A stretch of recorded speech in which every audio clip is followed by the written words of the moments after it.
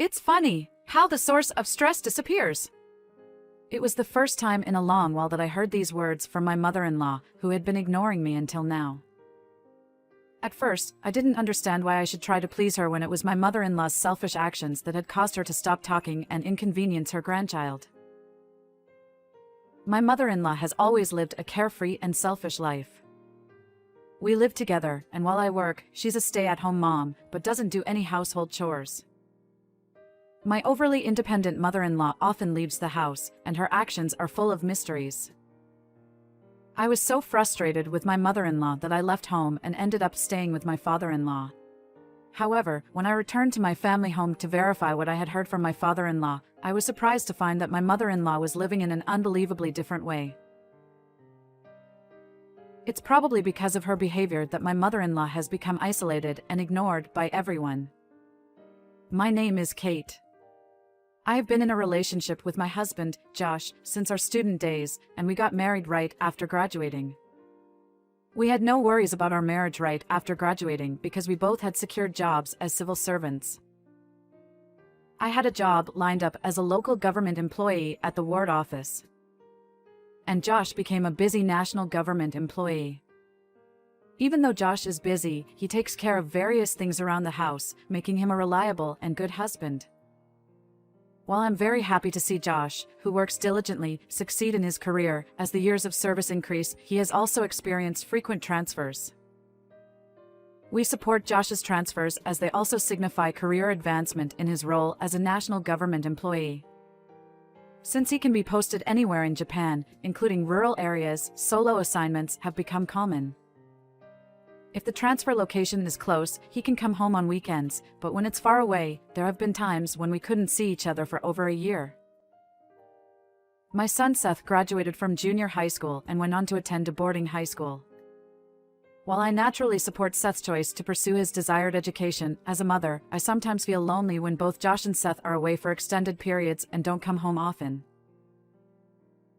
However, in reality, the absence of the two of them is not that big of an issue for me. My biggest problem is living with my in-laws at Josh's family home. The main culprit of the issue is Josh's mother, Jenny.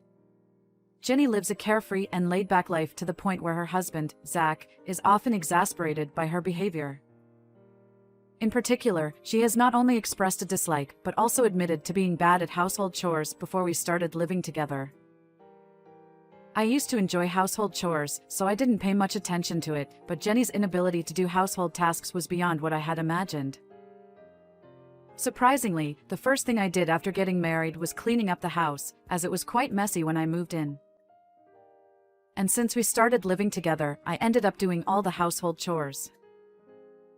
It seemed that Zach was the one who was most delighted about us living together, perhaps because of this. While Josh did help with household chores and tidying up, as he began to have solo assignments for work more frequently, my responsibilities inevitably increased. I found out after marriage that Zach worked for an international company. He not only had solo assignments in various branch offices across Japan but also had international transfers, which were not uncommon. Considering that, Josh's transfers within a limited domestic range are still relatively mild.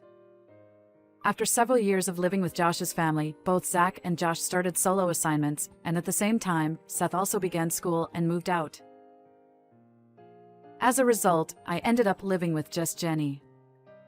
I have a job, so I'm not at home during the day. Since getting married, Jenny has been a stay-at-home mom, so I tried to communicate that even though she may not like it, I would appreciate her helping out a bit, considering she seems to have free time. However, it was in vain. She would start with, "What are you talking about? Housework is the wife's duty, right? I also had a tough time when I was younger," and then launch into stories of her hardships as a wife every time. I became curious and asked Zach just once if Jenny had really struggled so much as a wife. "No, there shouldn't have been any such struggle. We've been leading the same life since the beginning of our marriage," Zach replied. All of Jenny's bragging about her past hardships turned out to be lies in the end. Jenny, who was not good at household chores, stubbornly refused to live with Zach's parents, and in the end, Zach built the current house. While living together, there were things about Jenny's lifestyle that seemed mysterious and made me curious. There were days when I wondered what on earth Jenny did all day as she seemed to laze around, and then there were days when she seemed to have gone somewhere and returned later than me. Jenny, who leads such a carefree life, sometimes says surprising things. You know, you have a job and must have a lot of money, right? So, consider it as financial support, and share some with me. After all, you're living in this house, so be grateful. Jenny's behavior, constantly demanding pocket money despite doing nothing all day, was something I couldn't understand. I couldn't even imagine what she was spending the money on. I didn't want to sour the relationship too much since we were living together. And so, unable to ignore Jenny's words, I reluctantly handed over the money that was in my wallet. Seth had been doted on by Jenny since he was a child, but due to the excessive physical affection and unnecessary gifts, her love seemed skewed. Because of this, Seth had started avoiding Jenny. Feeling overwhelmed by Jenny's excessive affection, Seth decided to escape it by enrolling in a boarding school for high school. When Seth was gone, Jenny lost interest in everything and started spending her days lounging around the house. As a result, Jenny's physique noticeably deteriorated, and she kept gaining more and more weight. Living together, I believed that health management was important, so I made efforts to adjust the seasoning of the dishes considering Jenny's age. However, she would often complain, saying, "This doesn't have any flavor at all. What are you doing? My son's wife is completely useless." And then, she would use an astonishing amount of seasonings to add taste to the food. Afterward, Jenny continued to gain weight, and there were days when she didn't move a step all day, from the time I left for work until I returned home in the evening. Occasionally, it seems she goes out, but on such days, there are convenience store bags and snack wrappers scattered around Jenny. I worry that she might get sick if she continues like this, but Jenny completely disregards my opinion. Jenny continued to issue orders to me, even though she ignored my opinions and never looked me in the face. "Hey! Is dinner ready yet? Hurry up! I'm so hungry I can't move. Is this some kind of retaliation against me? Honestly, my son's wife here is so thoughtless. Is it because you've gained weight that you can't move?" I thought that, but I didn't say it out loud. Because every time I said something to comfort Jenny, it would come back as about 10 times more sarcastic remarks. I got fed up with Jenny's attitude, so in the end, I started doing the housework without paying any attention to her. During summer vacation, the dormitory closed, and sometimes Seth would come home. However, he didn't spend much time at home because he felt he couldn't just play around during summer break as a student. When Seth came home, it seemed like he started working part-time in the local area. I thought about letting him relax during summer vacation, but he's not a child anymore, so I thought I should let him do as he pleases. However, Jenny was entirely different. Jenny doted on her only son, Josh. However, whenever something happened, she would often impose her own circumstances on Josh or interfere unnecessarily. Josh had started keeping his distance from Jenny, who constantly bothered him with such troublesome matters. That affection was now directed towards Seth, her grandson. However, Seth was also getting tired of Jenny, from Jenny's burdensome interference and excessive affection. Surely, Seth seems busy every day, probably to avoid Jenny. The end of summer vacation was approaching, and it happened to be right before Seth's birthday as he was about to return to the school dormitory. Because it was Seth's birthday, who she dotes on, Jenny started to enthusiastically mess up the kitchen in an attempt to cook for her grandson for the first time in years. However, when Seth tasted the dishes prepared by Jenny, he immediately stopped eating. "It's terrible. The seasoning is too salty and overly sweet. It's really not edible." Seeing how disappointed Jenny was when she heard his opinion on the dish, Seth, thinking he might have been too harsh, decided to eat another dish and praise it to be considerate. "This is delicious. Yeah, I could eat many of these." However, the dish that Seth praised was one that I had made. Hearing Seth's words, Jenny became even more dejected and, feeling frustrated with the situation, went to her own bedroom. What remained were a large quantity of Jenny's uneaten dishes and the aftermath of her messy kitchen. Saying sorry about this, Seth helped with the cleanup, but by the time we finished, it was past midnight. The next day, Seth returned to his school dormitory, and as she saw him off, Jenny hurriedly returned inside the house. And from that day forward, Jenny didn't utter a single word to me. Afterward, Jenny would eat whatever was served, but she always left a complaint note on the table. Then, she'd lounge on the living room sofa. At first, it was just during meals, but gradually, she started leaving complaint notes all day long, from morning until bedtime, placing them all over the house where I would see them.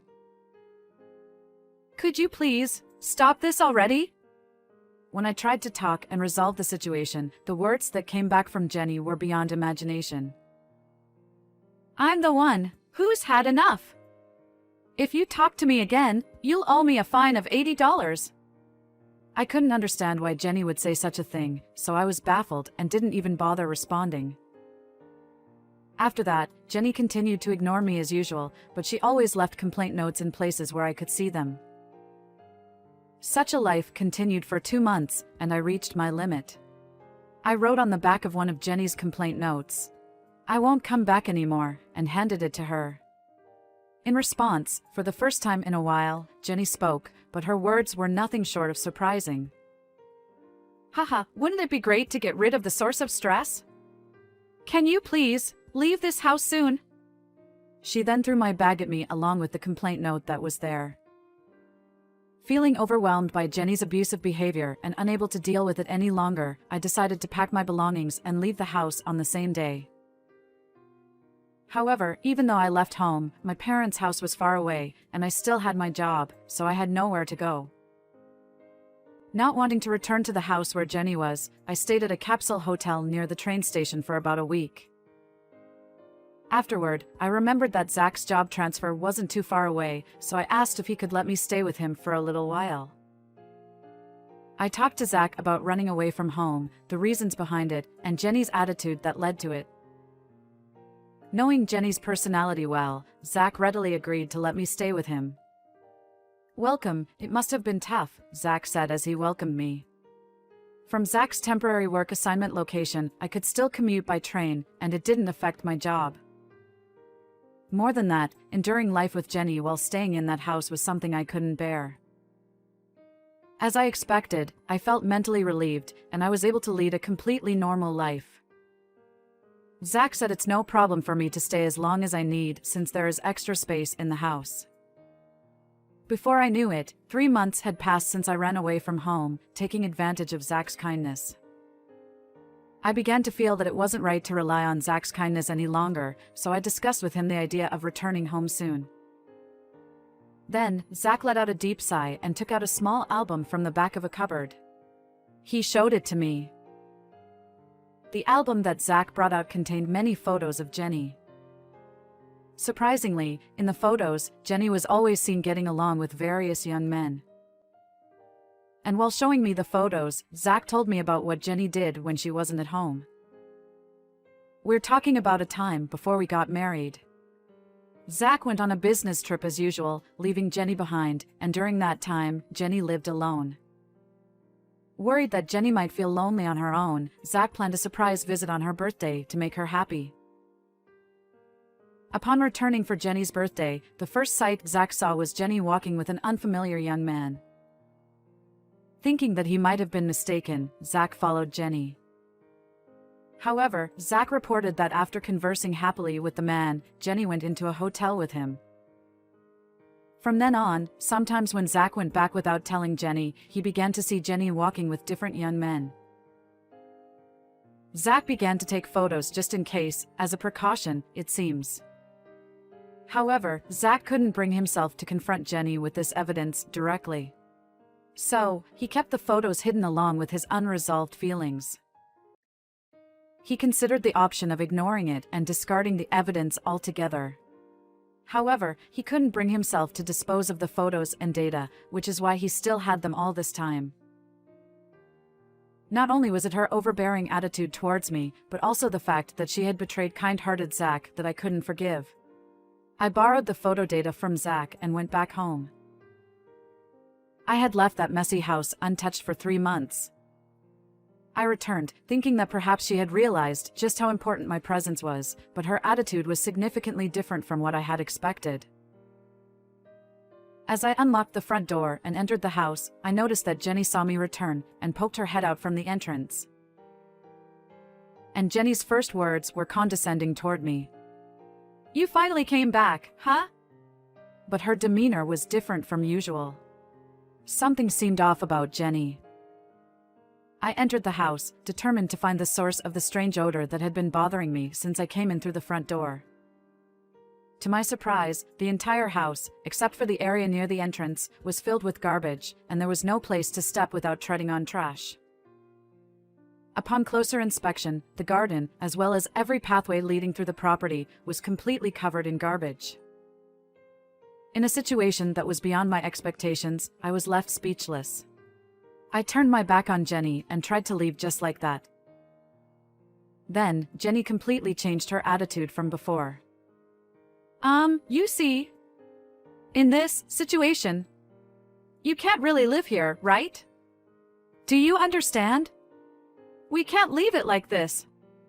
So, won't you help me clean up this mess?" She seems to be saying something reasonable, but in the first place, it was her who turned this house into a garbage dump. She spoke to me with a bit of arrogance, but her face was pale, and she looked visibly distressed. She was probably asking for help while intending to make me clean up all this mess. Certainly, it's impossible to live normally in a house surrounded by this much garbage. I couldn't bring myself to help Jenny, who had created this situation for herself. I explained the real reason for my return to the flustered Jenny. "Jenny, today is your birthday, right? This is a present." The moment Jenny saw what was inside the envelope I handed her, her face turned pale, and she started trembling. Cold sweat wouldn't stop pouring from her face. "What is this?" "It's what you enjoy, Jenny. Pictures from your fun times."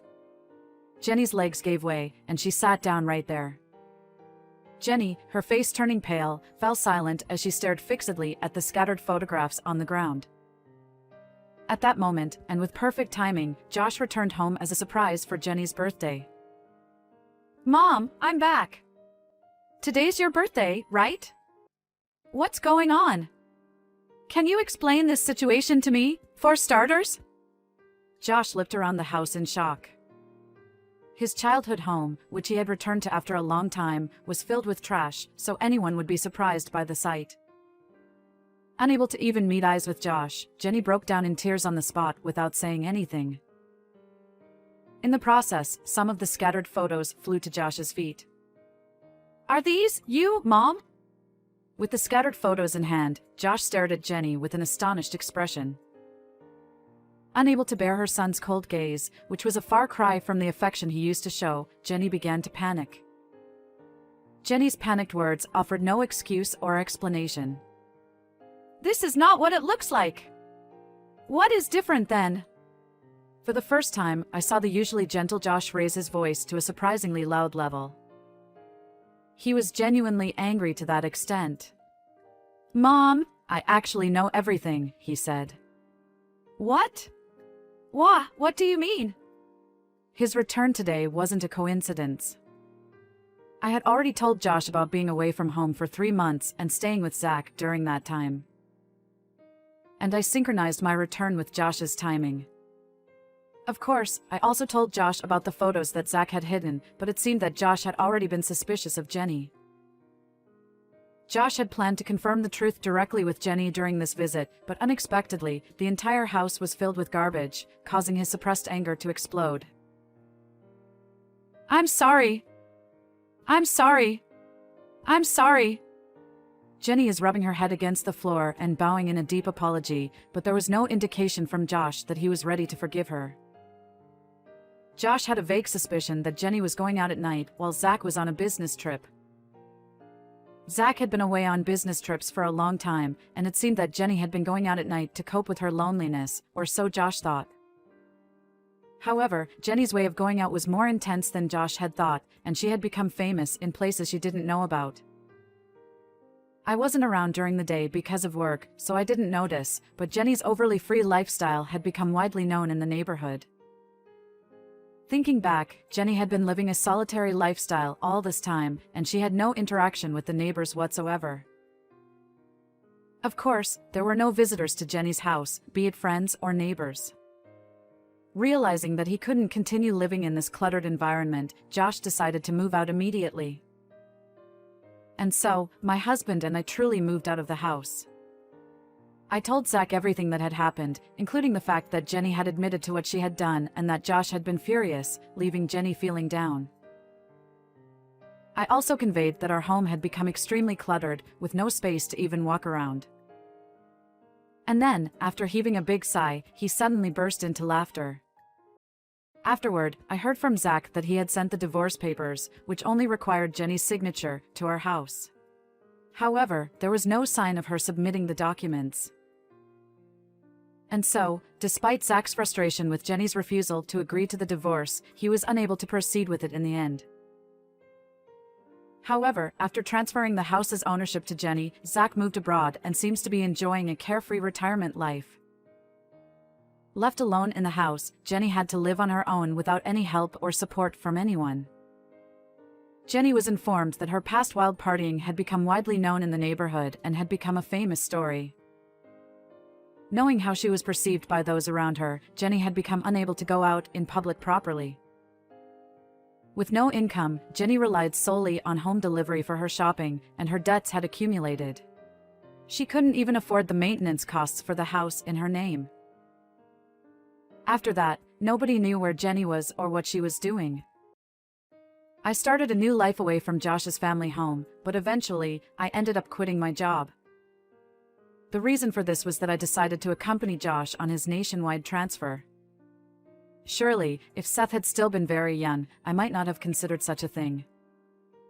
Seth was also enjoying dormitory life, and he understood my decision to travel around the country with Josh. Due to Josh's transfer, there was a period when we could live near Seth's school. At that time, we were able to enjoy the pleasure of spending time together as a family after a long time. The job I'm currently doing is online, so it doesn't matter where in Japan I am located. Living with Josh involves moving almost every year, but lately, it has become something we look forward to. Certainly, moving can be a bit challenging, but more than that, traveling to different places has been a very refreshing and exciting life for me. I'm enjoying my current, free and new lifestyle to the point where I think it would have been better if I had started this way from the beginning.